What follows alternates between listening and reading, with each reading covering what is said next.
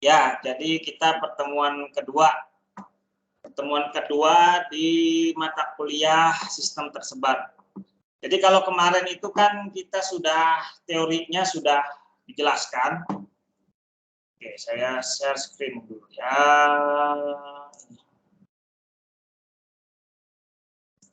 Salah. Oke, saya share screen yang ini. Oh, salah lagi. Saya share screen yang ini. Start. Oke, kelihatan semua nggak? Kelihatan, Pak. Kelihatan, Pak. Kelihatan ya? Oke.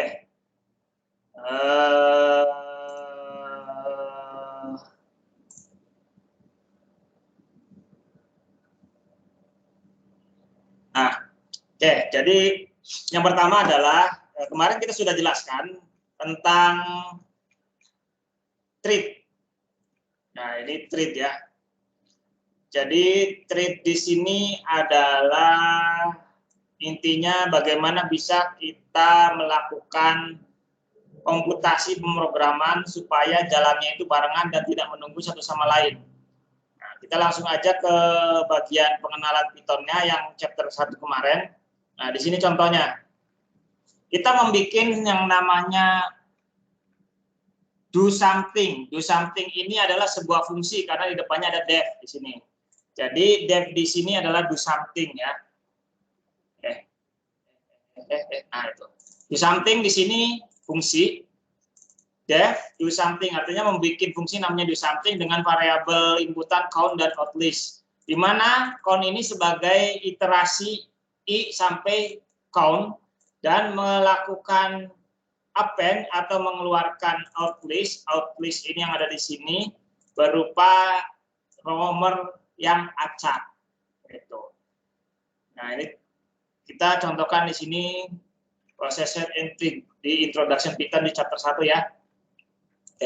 Do something fungsi, terus kita pakai random, fungsi random untuk mengacak nomor-nomornya. Nah, ini contoh di codingannya seperti ini. Kalau kalian lihat, ini kelihatan nggak?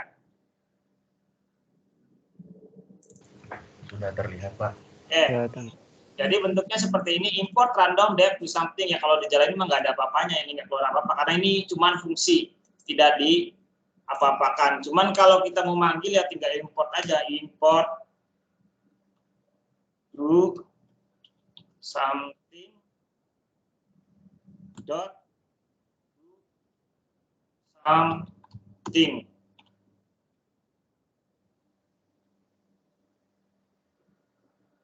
Import do something. Coba import from do something. Ini nama filenya import do something. Jadi yang ini itu nama file yang ada di sini. Yang kedua adalah nama fungsi yang ada di sini. Itu cara kerja Python ya. Semoga terbiasa. Nah, ini kalau kita mau jalanin tinggal do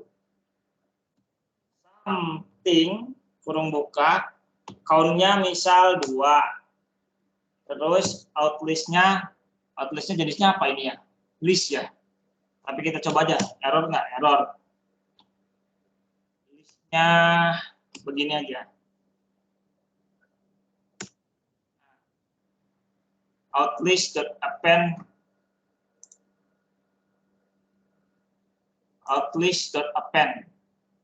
coba kita oke, salah. Misal outlist-nya itu list-nya sama dengan ini, list itu sama dengan array kalau di anu ya, kalau di PHP itu something-nya berarti list-nya. Nah, ketika kita lihat ini isi listnya seperti ini. Isi awalnya 1, 2, kemudian dimasukin ke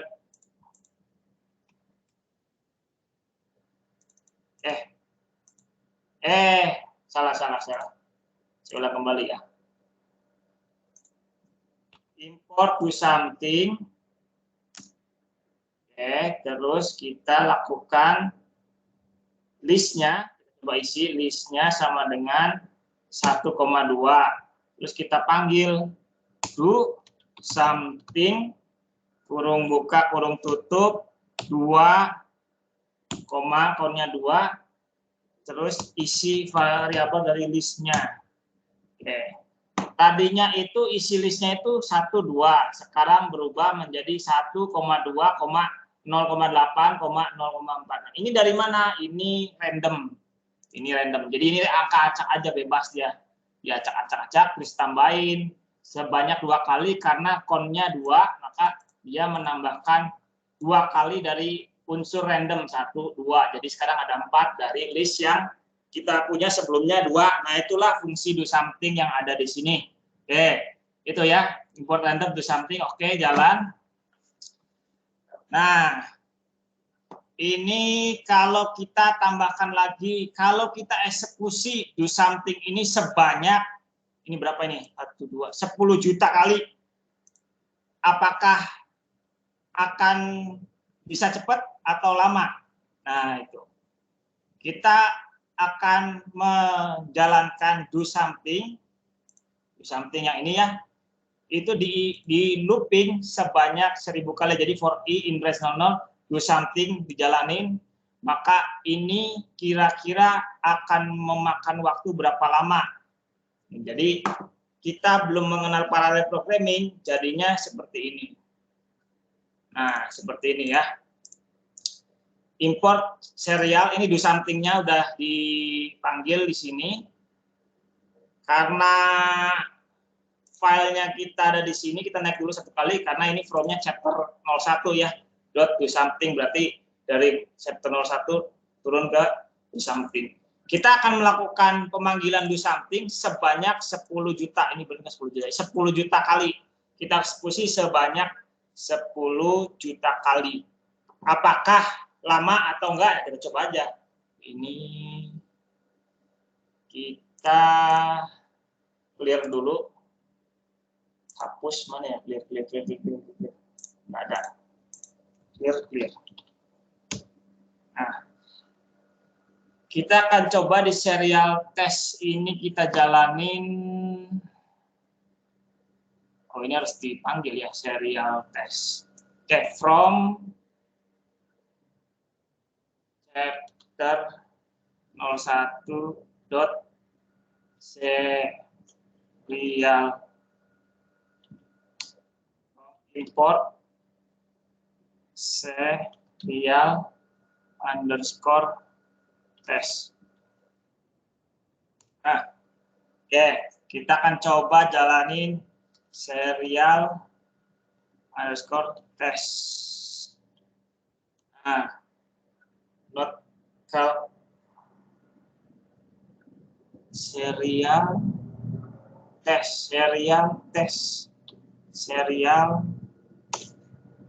module object it's not callable serial test tanpa ini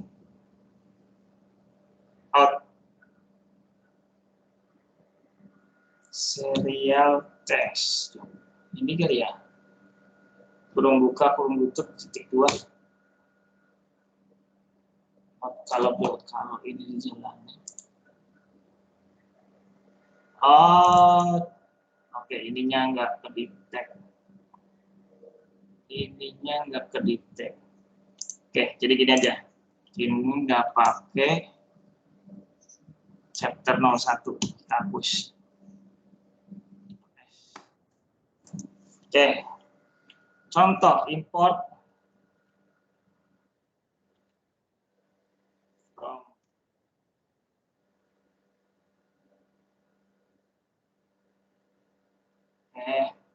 ini ada serial test tuh ada di import from serial test, import serial test, di mana serial test yang depan adalah nama file, yang belakang adalah nama fungsi. Serial test jalan, kita coba ya, tes. Nah, dah. Nah, ini dia melakukan sesuatu nih, dia menjalankan looping selama 10 juta kali. Nah, ini tanda merah artinya dia masih bergerak, melakukan perloopingan yang ada di sini. Jadi ini masih jalan, jam berapa ini? 15.38 ya. Nah, dan ini masih belum selesai, masih dikalkulasikan.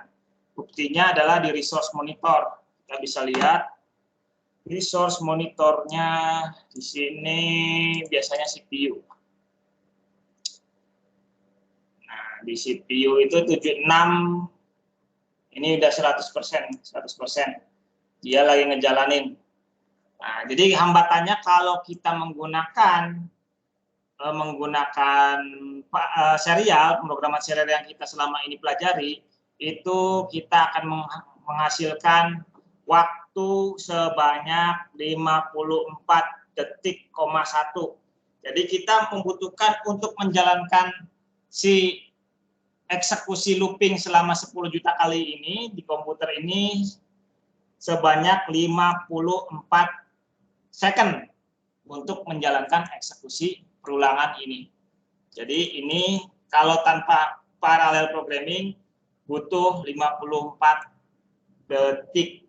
Nah, sekarang kita akan coba bisa nggak ini dipercepat? Jangan lama banget dong. Ini lama banget. Kok lama banget? Ya, karena ini masih menggunakan perulangan biasa. Gimana kalau kita bagi? Jangan 10 jutanya jangan diserialin, tapi kita paralel, misal dibagi setiap 1 juta sebanyak 10 thread. Jadi bareng-bareng ngejalanin looping 10.000, tetapi 10.000-nya itu nggak jalanin paralel, tetapi nggak dijalanin serial, tetapi dibagi 10, sehingga masing-masing itu jalan 1 juta, 1 juta, dan harusnya bisa menekan angka ini, angka panjangnya pemrosesan dari fungsi ini. Kita lihat di sini contohnya. Nah, sekarang kita akan menggunakan threading dengan cara import thread. Import threading di sini ya. Import thread, kita coba import. Yang tadi itu kita lakukan diubah menjadi sebuah thread. Nah, gitu. Contoh di sini mana tadi ya? Nah, kita ubah menjadi sebuah thread. Multi-threading test. Nah, tadi itu bedanya ini serial, terus kita jadikan thread. Jadikan thread itu gimana? Ini satu-satunya kita hapus dulu ya. Lihat. Nah. Oke. Kita akan ubah dari multiprocessing, dari yang sebelumnya adalah dia serial, kita jadikan parallel programming. Jadi parallel programming bedanya sini import thread, di mana kita melakukan 10 juta eksekusi looping sama for-nya adalah i sampai 0 threads. Ini threads-nya itu 10, artinya kita akan membagi 10 juta ini menjadi 10 bagian yang seperti tadi saya bilang. Jadi satu thread itu artinya satu kerjaannya itu adalah 1 juta masing-masing. Jadi seharusnya waktu yang ditempuh itu tidak 54 detik, tapi harusnya kurang dari itu. Nah, jadi thread kita deklarasikan dengan cara seperti ini, di mana target fungsinya adalah do something. Jadi si do something yang di sini, yang sebagai fungsi yang ada di sini, itu kita masukkan ke dalam kelas thread.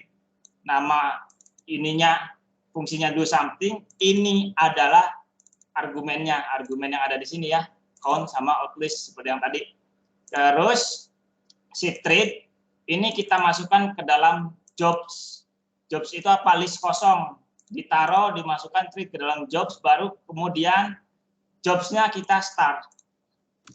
Kita start di sini, start.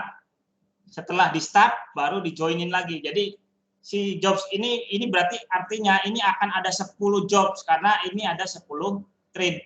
Dimasukin ke job ada 10 list, kemudian di start 0 sampai 9, 10 thread itu kita start. Setelah start, kemudian kita joinin lagi. Nah, kalau kita lihat di dalam sini, ini ada penjelasan nggak ya? Oh, ini masih udah masuk multiprocessing. Oh, belum. Oke. Jadi kalau kita lihat di sini, ini start, ini akan kita jalankan. Oke, kita jalankan ya. Clear. Clear. Kita jalankan, pastikan berada di direktori yang chapter 01, berarti kita from multi trading test import multi trading. Oke, terus kita jalankan multi trading test. Oke, ini artinya sudah jalan. Good. Kok nggak muncul apa-apa, Pak? Nah, inilah yang disebut sebagai apa tadi namanya? Trade. Jadi dia jalan di belakang. Jadi kalau kita lihat di sini penjelasannya seperti ini. Kalau kita lompat di chapter 2. Jadi ketika posisi tadi ready, begitu kita running itu namanya dispatch. Dispatch artinya si trade-nya running tanpa kita harus nungguin. Dia running aja di belakang. Begitu udah selesai udah termination, tapi begitu dia itu gagal ya dia balik lagi ke sini time out. Atau dia bisa jadi blocking atau blocked. Nanti ada namanya trade block di sini. Jadi ini dari main program utama menyuruh masukin loopingnya itu ke dalam sebuah fungsi trade, jobsnya di running, maka dia running, kalau selesai ya termination, kalau nggak selesai dia time out atau dia block. Block itu artinya nunggu yang lain, tergantung perintah yang ada di sini. Nah, itulah dari trading. Do something in event. Ini kurang, sorry, ini kurang ini. Harusnya gini. Nah, ini benar nih. Jadi ini lagi jalan nih.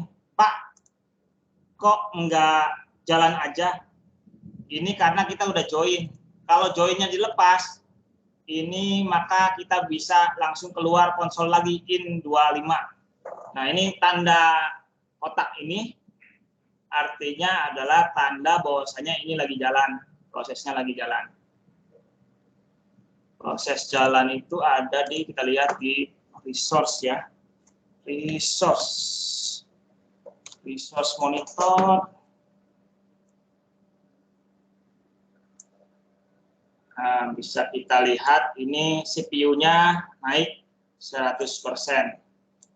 CPU, iya ya CPU. CPU naik 10%. Nah, ini udah selesai nih dengan merah lagi. Oke. Nah, kalau kita lihat di sini multi trading itu waktunya 53 detik. Ini benar nggak 53 detik? Atau salah ya? Kalau tadi 54, cuman beda 1 detik. Nah, cuman beda 1 detik. Oke, jadi dari hasil multi trading rata dari 54 berkurangnya cuman 1 detik. Pak, bisa nggak kita nggak mau join, kalau joinnya dihilangin gimana? Ya dia jalan begitu saja. Nah, contoh di sini kita panggil lagi, kita multi trading test lagi. Harus dipilih dulu. Nah, apakah 53 detik lagi? Lama ya. 50 detik itu lama. 1 menit. Ya, untuk trade ternyata trade itu tidak bisa mengatasi secara signifikan dari looping yang ada di sini. Oke. Selanjutnya adalah sambil kita nunggu ini selesai. Nah, setelah trade itu ada namanya multi processing. Nah, jadi bedanya antara trade sama processing ya kita coba dulu aja. Dengan fungsi yang sama, kita coba tadi trade, sekarang kita coba multi processing. Oke, kita coba multi processing. Nah, ini masih 54 ya, masih tinggi ternyata. Coba kita multi processing. Oke, ini multi processing. Bedanya adalah import multi processing, kalau ini trading. Oke, ini bedanya. Di sini proses sama dengan multiprocessing dot process. Nah, ini targetnya sama, ini bedanya koma di sini. Kalau di sini bedanya langsung aja fungsi dengan argumen. Kalau di sini argumennya dipisah. Dikasih koma, argumennya dipisah. Oke, kita coba clear lagi. Clear. Kita coba from multiprocessing test import multiprocessing test. Aduh, ininya harus dihapus chapter satunya. Oke, delete.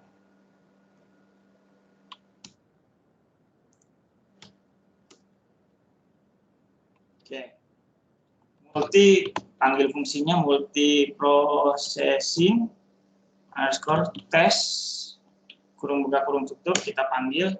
Nah, ini udah jalan ya. Sama-sama 10 juta loopingnya, dan ini nih jalan juga. Apakah dia sama? Oke. Ternyata dengan menggunakan multiprocessing cuman butuh 7 detik. Ketika trade itu sama hasilnya 54 detik, nggak jauh beda. Tetapi ketika masuk ke dalam multiprocessing, bisa menghemat waktu sebanyak 7 detik. Nah, itulah hematnya lumayan jauh. Menghemat berapa persen ini ya? Menghemat 5 kali lipat lebih ya. 5 kali lipat lebih. Jadi dari 54 detik jadi 7,4 detik dengan bantuan multiprocessing. Sementara multitrade tidak bisa menurunkan looping. Ternyata hanya multiprocessing yang menang di sini yang bisa memenangkan pertarungan ketika ada looping di sini. Jadi multiprocessing ini merupakan yang tepat untuk menangani yang namanya multiprocessing, menangani dari masalah looping yang berkepanjangan. Jadi waktunya cuma 7 detik menggunakan multiprocessing. Nah, di sini kalau di sini 25 detik ya, dia lebih cepat. Berarti komputernya keren. Ketika menggunakan trade malah tambah gede 26, kan bener kan seperti yang tadi kita buktikan. Kemudian kita coba processing, oh ini dia 18 detik, oh masih menang saya 7 detik. Nah, masih menang saya 7 detik. Oke. Nah, dari result dari nah intinya adalah as we can the result implementation using serial test multi trading where the trade accessory lost one after the other. Artinya dia itu kalau multi trade itu dia nunggu. Jadi trade pertama nunggu trade yang kedua, trade yang ketiga nunggu trade yang kedua, trade yang keempat nunggu trade yang ketiga selesai. Ya, maksudnya gitu. Accessory lost one after the other artinya saling tunggu. Giving present one over under until the end. Well, we have benefit inter-effective time using Python multiprocessing capability. Jadi trade itu ternyata masih paralel. Dia pertama dulu launching, nunggu selesai, baru kedua, ketiga dari 10 trade tadi. Tapi begitu multiprocessing, 10 ini jalan barengan, nggak satu-satu. Kalau trade jalannya masih satu-satu, tapi multiprocessing itu jalan barengan sehingga dia efisien cuma 7 detik. Gitu. Pak, ini contoh implementasinya di mana? Di ITENG.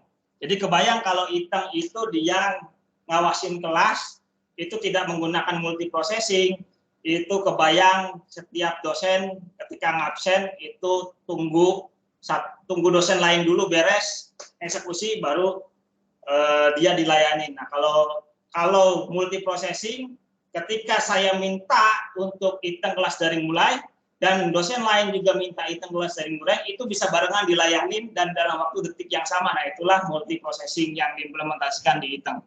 Nah, kalau multi trading ini masih menunggu. Itu bedanya. Nah, itu dulu aja dari saya, BC Mabok, ini chapter pertama kita. Oke, dari sini ada pertanyaan nggak? Silakan. Kalau nggak ada pertanyaan ya biasa, kita langsung tugas saja. Silakan, barangkali ada pertanyaan. Jadi itulah bedanya multiprocessing sama multi trading.